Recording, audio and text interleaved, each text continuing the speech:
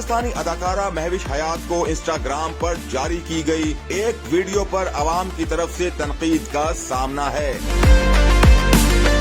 आदिल राजा के इल्जामात के बाद महविश हयात वीडियो शेयर करके खुद तनकीद की जद में आ गईं। सारिफीन ने अदाकारा को आड़े हाथों ले लिया।